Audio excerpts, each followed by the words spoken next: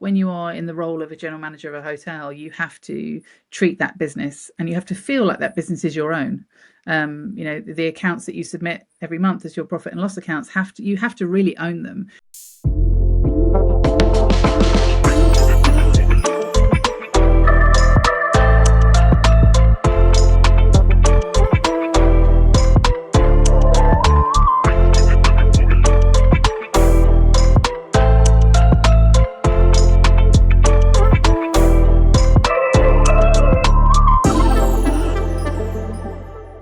Hi, everybody. Welcome once again to the Future of Hospitality on the Unscripted Hospitality. Today, I have the pleasure to connecting with Claire from London Rock Partners, and I, believe you're gonna be up for a great, 30 minutes or so to really learn about not only what they do, but more importantly, the amazing journey that they've had to this point and how they're growing, the amazing wins, and certainly not only the path that got them here, but also what they see for the future. So, Claire, thank you so much for being part of this, and looking forward to the conversation. Yeah, me too. I'm also very glad that you said unscripted in the introduction. It makes me feel far more relaxed. Absolutely, that's the beauty, right? It's just a conversation, and just very fluid. So yeah, I think it would be awesome just to learn a little bit about about you and your trajectory on how you got where you are, and anything you think would be great to share with everybody.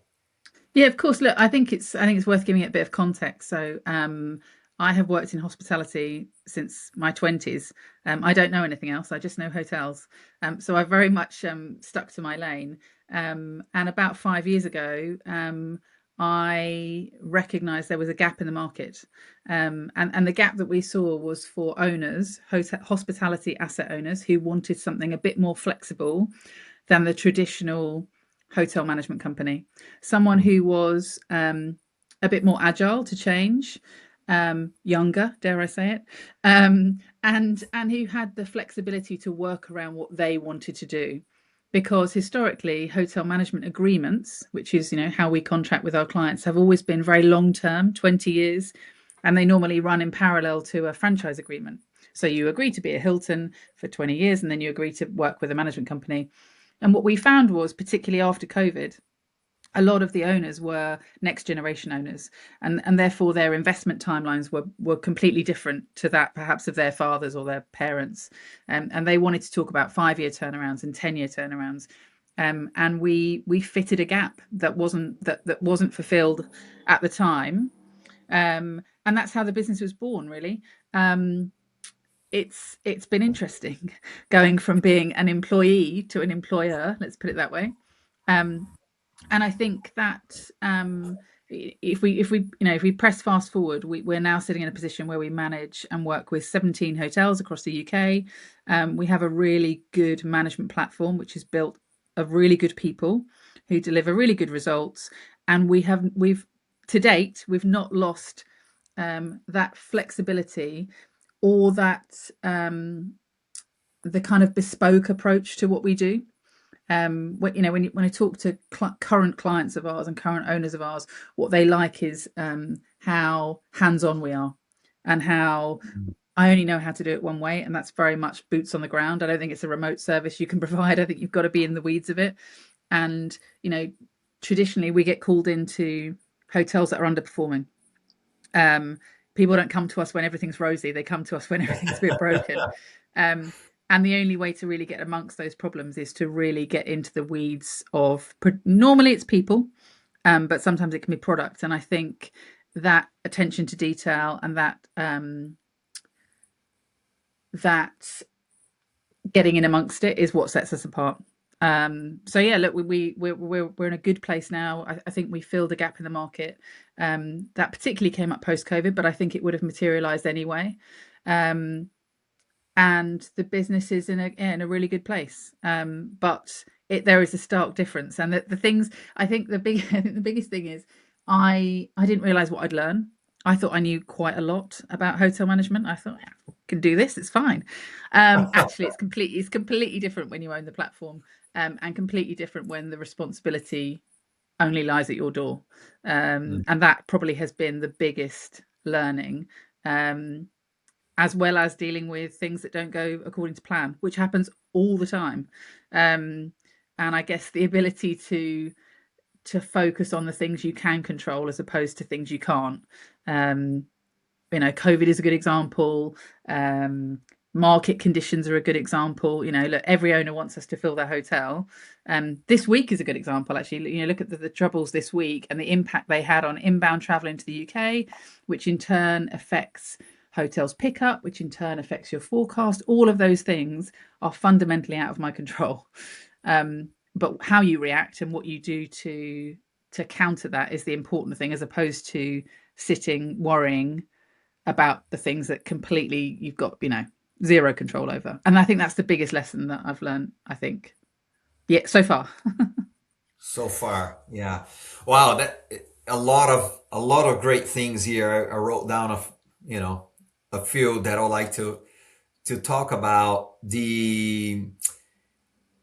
Let me see how I'll do this. But yeah, I mean, I love, like, to your point, kudos to you for seeing the white space and what's needed in our industry, because I agree with you. I think being fortunate to work for large brands, management companies, and you're exactly right. Usually, these contracts and agreements are decades long, or Yeah. strive at least to be. But and like you, have been in the hotel for my only jobs I've had is on hotels. So, but yeah, you saw a big shift right before. The investors was really kind of very long-term folks, and there's still many out there that they are, Yep. but to There are especially, institutional investors. Yeah. yeah, but especially if it's a family or a few owners that come together, their strategies vary, to your point, right? It's like, hey, 3, 5, 10 years, and there may be an Yep. angle, right, to do something, an exit plan. So how can you work with them on being more agile? And so that, yeah, that's certainly a big need, and well done for seeing that. But as you're talking and you mentioned, of course, people comes to you when they have performance opportunities, right? And Nice way of putting it. Yeah. yeah, and you have, like, and you mentioned, okay, it could be product or whatever, but are there usual some common denominators that you see among that you say usually, hey, there's always these opportunities for the most part within who you work with? Yeah, I think with hospitality, you have to look. Hospitality is all about people, whether they are guests or whether they are team members. Um, with the right people, there's not much you can't do. I genuinely believe that. And whilst the market is changing and AI is changing the way we work in hospitality at the front line, in terms of digital check-in, digital keys, digitalizing that whole customer journey, there is still room for great people. And I think 9 times out of 10, when we take on a, let's call it a troubled hotel, it's leadership, and lack of autonomy. When you are in the role of a general manager of a hotel, you have to treat that business, and you have to feel like that business is your own. The accounts that you submit every month as your profit and loss accounts, you have to really own them. And the only way that you can give someone that feeling of ownership is by actually giving it to them and giving them autonomy to make decisions. And don't get me wrong, it's not a free for all, and there are caveats around that. But we believe in recruiting really good leaders, who are really good people leaders, and they surround themselves then with a really good team, and with that you give over a little bit of that entrepreneurial spirit. And look, you can work in a branded hotel in quite tight branded guidelines and still do lots of cool stuff.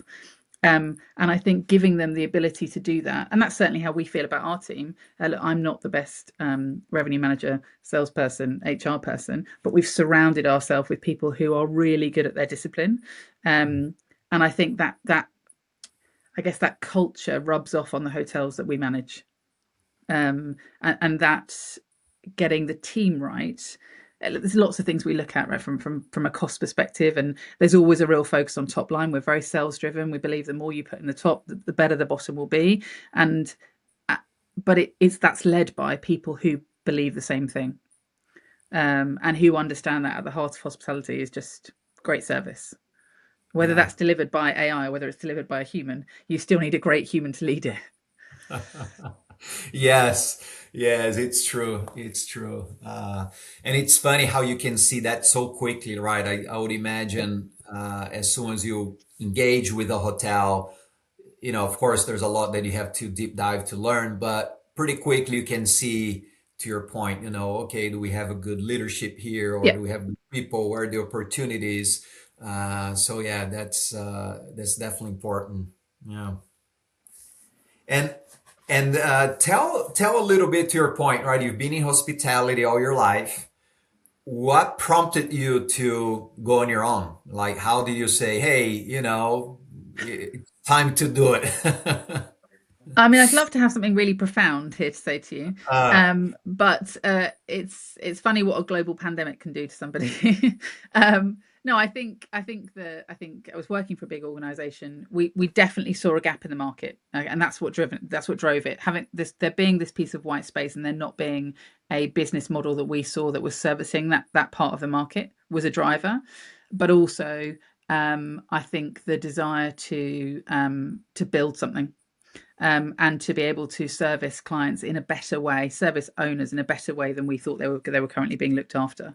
And that's what the goal was, to create was something quite bespoke, quite niche, that catered to family offices, funds, owners, banks, but that gave them that high level attention to detail. mm. And did you start your model like being fairly flexible, to your point, on the short term from the get go, or was an adjustment as No, you? it was from the get go. It was from the get go, and still to this day, we are, whilst I guess we call ourselves a full service business. So we do lots of project work for people. We do some light touch asset management. We will do shorter term agreements, particularly for owners who are looking for a very quick exit. We support with acquisition. So I guess we went out with those ambitions, but what we've learned along the way is actually it's really important to stay true to those. Because don't get me wrong, I'd love someone to sign a 20-year agreement, but in this market, it's different. And I think keeping that flexibility is what's driven our success. Hmm. Perfect. Yeah, that is pretty good. And how was your career path? Like, how did you come about? Like, I kind of accidentally fell into hospitality, really. And I think hospitality is a bit like Marmite. I think you absolutely either love it and you think, oh, how could I ever do anything else? Or you think these guys are all crazy. Why am I doing this? Um, Luckily, I was the first. And I started a career as a sales manager, and that progressed through the commercial disciplines across revenue and marketing. And I was with a big organization for a long time. I guess kind of as I found my skill set, um, and then I guess I kind of wrapped up all of those skills. I do think that if you are leading a team, it's really useful and beneficial to have done the jobs that you are trying to influence. And to that end, I know when I'm talking to a commercial team, whilst I might not have done the task yesterday, I have in my career been in exactly the same position as they are, and that really helps add, I think, some confidence to the team when you're talking to them about how to fix a problem. Um, yeah. hmm. And how would you compare the difference between, working for a big brand as you have for a long time, and then you go on your own? Like, what kind of remains the same in a way, and what is completely different? Well, one is loaded with risk and one is not. um, uh, I think it's I I think it's the risk factor, and I think it's the responsibility factor. Look, we have matured and grown as a business over the last 5 years, and we are now responsible for lots of other people. It's no longer just, two or three people, and the business is what we make it. If our pipeline is low, that is down to nobody apart from us. Hmm. And when you're, I guess, when you're very clear on the end goal, which has always been to have a really good stable full of quite a mixed, diverse group of clients, which you are servicing to a really high level. Until you personally think you're there, you just keep going. And my to-do list could be 3 things, it could be 30 things, but I'm the one that's dictating it. And that, I guess, you are constantly making and generating your own work, as opposed to being in an organization where it's a bit more task driven. But it's risk. The pressure is very different, but all Yeah, and it's self-made, all self-made all pressure. self-made. Yeah, which is good and bad, right? I Yeah. guess in a way. Is this so? Is risk, or I guess your point, your accountability, not only to the business but actually with others now that works with you? Is that what kind of keeps you awake at night? Is that your biggest worry as a business owner, or? I think people is always our biggest worry. We work really hard on retaining good people, but good people always move on. They always go. That's kind of one side of the risk, I suppose, that we had not perhaps perceived. Hmm. Um, but yeah, it's mainly people that are the that are the sleepless nights. That and look, and like I said earlier, things that you can't control. You've got to stay really focused on the things that you can affect and the things that you can improve, as opposed to things that are just world events, which sadly I can't influence. Yeah. Yeah. And your comment about people really resonates, right? Because as you said earlier, it's a people business, and people, despite what happens with technology, right, you still need the right leader and Yeah, people around it to influence and engage with customers and all that. And then your comment earlier, okay, you come to hotels, and let's say, I don't know, the majority or many of the people you engage with, the customers, the projects you work on, there is people opportunity. Is that based on, is there again a common denominator as to why some places don't have great leadership or attract great people that you could see, or any thoughts in that area? I think hospitality in itself has got some challenges with new talent and young talent. I don't think we do a great. I don't think we do a great PR campaign of making hospitality seem like a really attractive career path. And I think in other countries they do it far better, and it is seen as a very celebrated industry. And if you are in a senior role in hospitality, that's got some real credence and credibility to it. I think in the UK we don't do that very well. And I think if you asked most 18-year-olds, there would be very few that said, "Oh yeah, no, I'd really like a career in hospitality," because the assumption is that you've got to work, 18 hours a day for no money. Um, and in real life, that's not the world's not like that anymore. Um, you can enter hospitality with little or no background in hospitality, because it's a people-led business, and there are lots of disciplines that sit, we would call it back of house, that have got loads of cross skill groups. Hmm. And also, after having a career in hospitality, I think if you can deal with a customer face to face, whether that be that you haven't got enough rooms and you've got to ask them to go to another hotel, or you've run out of beer, or you've run, or whatever it is, once you've dealt with that face-to-face customer interaction, dealing with difficult situations, there's not much you can't do. And I think it's a really good learning ground for people skills in general. And if you look at hotels now, if I think about hotels that we manage now and team members that we've had with us for 5 or 6 years, particularly ones who started with us out of school or out of university, the difference in their confidence and their ability and their lack of being phased, let's call it that, is phenomenal. And you think you could walk into any situation and not be phased. And I think that is underestimated in terms of what hospitality can do for people in their wider skill set. We just need to make it. We need to articulate better stories of people being successful, um, because I just don't think we do it enough. Yeah. Yeah, I agree. I think your comments on, the UK perspective is the same as here in the Yep. US, right? We do a very poor job, I think, attracting new talent and telling the story, right? Because to your point, listen, there are roles that unfortunately we still can find the flexibility that people are looking for. So let's say right here at front desk, Yep. right? I'm not Yep. sure if ever is going to get to a point where people have the flexibility that they can do work in Hmm.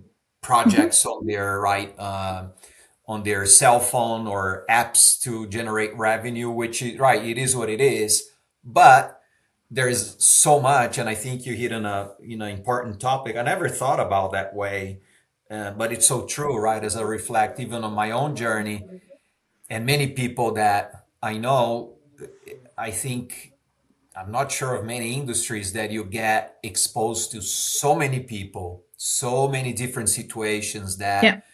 if you were to move industries or go do something different, just that talent and that, muscle that you develop, I mean, that's priceless, right? Yep. Because you're right, you can deal with any situation, anyone, anywhere, anytime. And I don't know how many other industries may allow for that.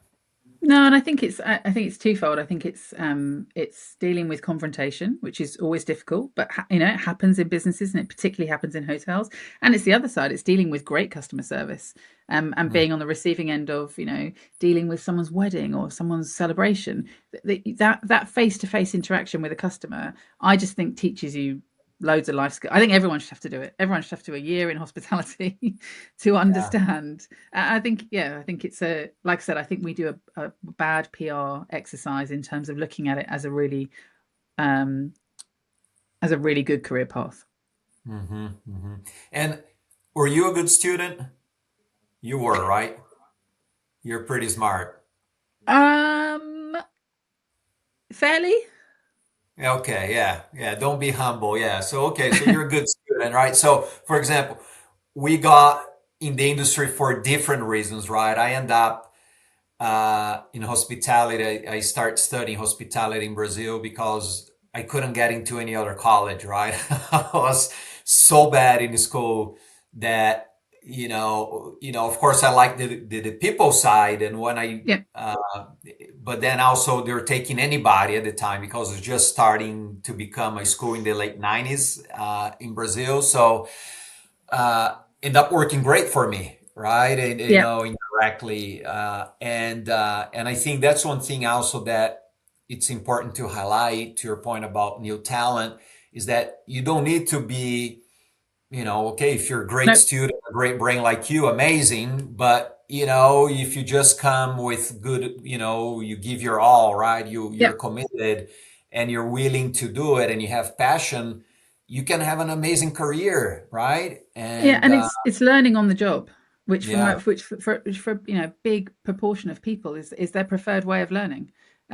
You learn. There's not huge induction processes. Yes, there is there's things that you have to learn, but actually most of it is done while you're working, which is the best way of learning, right? Do it, as yeah, opposed you to get learning bits. paid, right? You get Yeah, paid to learn. yeah, it's not theory, it's practice.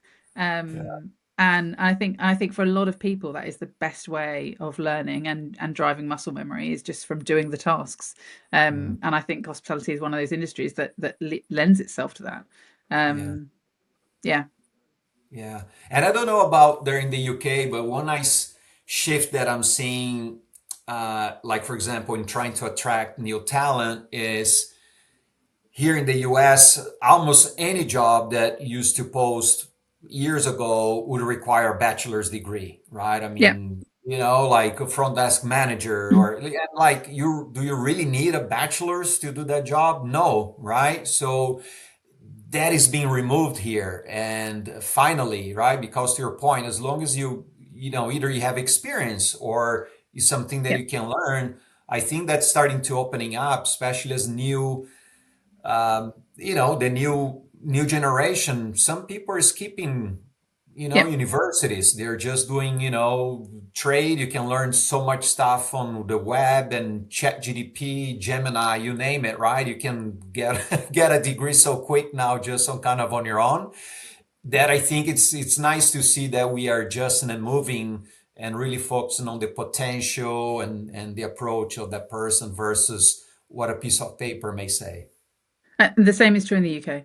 Absolutely the same, Yeah. particularly in our industry. Um, Look, theory is great, but you have to be able to deliver. Even at a senior level, it's still about people, whether that's from a leadership perspective or a guest service perspective. Yeah, yeah. And what, as you think about the future, and where we're heading next within hospitality, what are some of the things you think that will continue to be important, and perhaps some areas that you think will potentially become important that we should keep an eye on? I think what we're seeing in the market, particularly in the UK, is that the UK still remains a really attractive asset class to invest in, hospitality. We're seeing a lot of that shift away from traditional hotel setups to more capsules and pods and hostel models. Mm, Um, we are still seeing conversion of existing buildings being more popular than ground up developments due to cost. We're still in that kind of cost hangover. Um, but we're still seeing a real appetite for investment and for the market moving on with, I guess, with the new customer demographic, and that sits around tech, around um, efficiently using tech, so using it for check-in for digital key, but enabling a sense of community. So if we look at a lot of these hostel and pod concepts that are in the market, they are brilliant, but they are all building community space somewhere. So they're all building a social space, be that flexible working, be that bar, be that food. So I think what's going to happen is that, I guess, the two worlds are going to collide. So tech and the need for automation and the need to not have to talk to someone about check-in is still going to be there, but at the same time the recognition that people still do want to get together. No one wants to dine in a restaurant for one when there's no other people in it. So you need that sense of community. I just think the two worlds will better slot together. I think whilst hotels were getting their heads around technology and automation, it's been a bit clunky. Like, oh, let's take away all of this and just drive tech. Oh no, hold on, let's mm, take away tech. Let's just drive all of the people. I think those two worlds will come together, and what we'll see is a more efficient operating model from an operator's perspective, a better use of tech, which is super important because it means we hit that younger demographic who don't want to call someone to book a hotel room. They don't want to negotiate price. They just want to be able to do it on their phone, which is fine. But that same customer is also now starting to learn the power of being together, spending time with people, and they are keen to use mixed workspaces or mixed community spaces. And I think that's how we'll see hospitality evolving in terms of new projects, is those two things blending together better. mm-hmm, mm. Yeah. And then, as you, I would imagine, a lot of the uh, your customers, profitability, certainly, a key component at the end of the day, right? Why investors get into this business. Yeah. Uh, and, having labor as the biggest expense line, uh, how do you see that evolving? And, for to your point on, okay, technology will continue to improve, but, we're always going to be, a human type of business. So how do you marry the two, and what are some of the trends you see on driving profitability without hurting, right, the customer experience? I think when it comes to adding tech into the customer journey, it's around anything that happens before you arrive at the hotel. So all of those, not that long ago, a lot of these tasks were manual, but those pre-arrival emails that allow you to add all your information in, pay, and download your key are super important, because that means when you get to property, maybe it might be the one person that's in reception or floating around, their job is only to host you. And a host is very different from a receptionist. A receptionist's job is to make sure you've signed your bloody name, you've told them your inside leg measurement, you've told them where you're staying, you've paid, you've had, all of that is removed. So that person's sole purpose is by just ensuring you're having a great experience. Hi, good morning, welcome to the hotel. Okay, that's literally it. They are then able to kind of almost like human signposts. They can signpost your journey, and I think what you end up with is better people doing that, because um, the role is less clunky, it's less tech based, and actually they just become uh, they take on that. It's, meet and greet, we would call it in the old days, but it's more than that now. It's that kind of host role. It's talking to you about, it's being able to ask someone, you know, where should I go and eat? Where should I go and get a drink? Where's the best place to get a coffee? Because that person is not bogged down with admin, because tech has allowed all that admin to happen before you've arrived.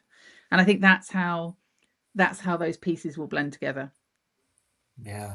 Yeah, I love to hear that because you're exactly right, right? It's nowadays you can see as a guest, right? As you know, you travel and I travel.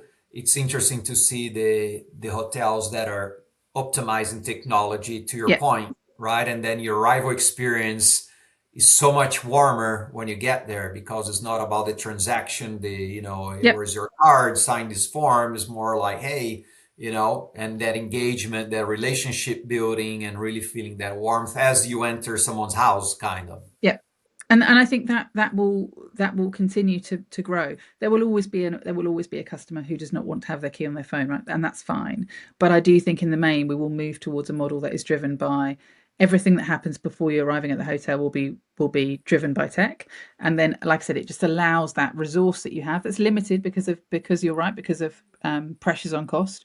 But that limited resource you have will be there to be the smile, the welcome, the greet, the advice, which should make that sense of arrival much better than it would have been if you just been saying, "Hi, can I have your credit card and your home address and." And will help drive return, right? To your Yep, point, that customer yep. satisfaction. Yeah, that is great. Yeah, and then a question that I always have for entrepreneurs, like if you had to redo your journey, what would you have done differently knowing what you know today? Big question. Um, what would I've? I think. What would we do? What would I do differently? I think I would be. I would spend less time worrying about things that were out of my control. Mm, mm. And stay focused on the things and I know I've said this like two or three times now. I feel like I'm repeating myself, but I think that's what I would do differently. um we are very clear on what the business objective is, and staying focused on that at times is really hard because there's loads of noise in the background.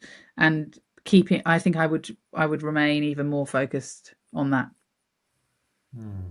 And the things you say, the things you can control, is that both what's happening now, let's say, outside of, to your point, what you can control, and or worries that you have in your mind that may happen that, never does, or even if does, it's something that you can't control. Is that I both think or it's one probably or the I think it's probably more of the latter. other? Um, I think, look, I am sure most people who start a business at some point have imposter syndrome, and they Hmm. just think this can't be right. I can't this really. And I guess if I did it again, my hope would be that my head would be telling me that less often. Yeah. But I think, look, I think it's a thing. I think it's a thing that happens to everybody who's in a business situation. Um, and I think you've got to be really clear on what you're good at, Yeah. and and to kind of stay true to your discipline, stay in your lane, and just remember that at all times. Um, and know that the reason that you have been successful is because you were good at what you did, and you're Hmm. not really trying to do anything that different. You're just doing it under your own terms. I think that's probably what I wish I'd been chanting perhaps for the first 18 months. Yeah, that helps, right? Yeah, it does. Uh, and then, how do you deal with, I'm sure you have to have difficult conversations with, your customers where they hire you, and then, either you got to address something that is really personal to them, that, Yep. it's kind of sensitive, or to your point, is something that, like, you is not like you don't see eye to eye in some areas. How do you usually Yep. tackle that, and what can you share with people that have that on their job with their bosses, or if they're entrepreneurial with their own customers? I think we are completely honest and very transparent. and that is part of the, I nearly said pitch, but not pitch. That's part of I guess the angle that we take, and why we win business, is that there's no hiding from the numbers. Don't lie at the end of the Mm. day. You can fluff them up, but the numbers don't lie. And I think we are very clear about where the problems are. We're very clear about where the challenges are. I guess a good example is forecast dropping, for example. The owner is the first person that needs to understand that, and the implications it's going to have, and what the actions are being taken to support that drop. I think we see ourselves as advisors. Our job is to advise hospitality owners on how to get the most from their asset, irrespective of where they are in the journey of owning. And I think the only way to do that is to be really honest, and to give all I can do is give an operator's opinion. I can't give an owner's opinion. I'm not an owner. But what I can do is say, as an operator, this is what I would do in this situation. This is the things we need to address, and play to their strengths. Look, owners add massive value to conversations around hotels in the main, be that through development, be that through ideas that they've had. But you have to have curated that really transparent place where you can both give open thought without kind of being judged. And by the time you get into a contractual commitment with a client, you're very much on a level anyway, because you've had months of conversation, you've got to know each other, you've been through the numbers, and remember, that's the important bit. And if you start off on the right foot in terms of saying, look, we'll tell you everything, warts and all. You haven't got to do anything about it, but it's important that you're informed. I think that kind of sets the tone for it, and that's how we deal with everything. Yeah, it's the best way, right? It's Transparency, sometimes the clarity. most painful way, but it is the best way.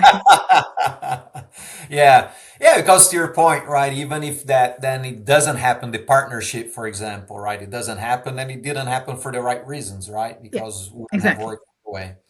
Yeah. Yeah, yeah. And then, as we come to a close, what, and you can pick which one to answer, but what has been a really good um, advice, or a really bad advice that you got in your career? Oh, that's a good question. Uh, what was the best? The best advice was probably don't celebrate until it's actually signed. The signature means everything. Yeah. Um, look, we work in a business where there is lots of opportunity, and we do lots of business development work, as does everybody else. And I think always keep your pipeline full. It's probably one of the best pieces of advice we've had. Yeah, and don't break out the champagne until the signature is signed. There you go. That's so true. It's never done until it's done, right? Exactly. Yeah, exactly. Yeah, awesome, Claire. Well, thank you. Thank you for the opportunity to connect. Really good chat. Lot of good takeaways for me personally as Yeah. well. I wrote a Oh, bunch good. of notes here. And congrats on the journey. I know you're Thank you. just kind of getting started, but clearly, you guys are in an amazing path, and can't wait to see where you go. Yeah, I'm excited. Thank you very much. Good to talk. Yeah.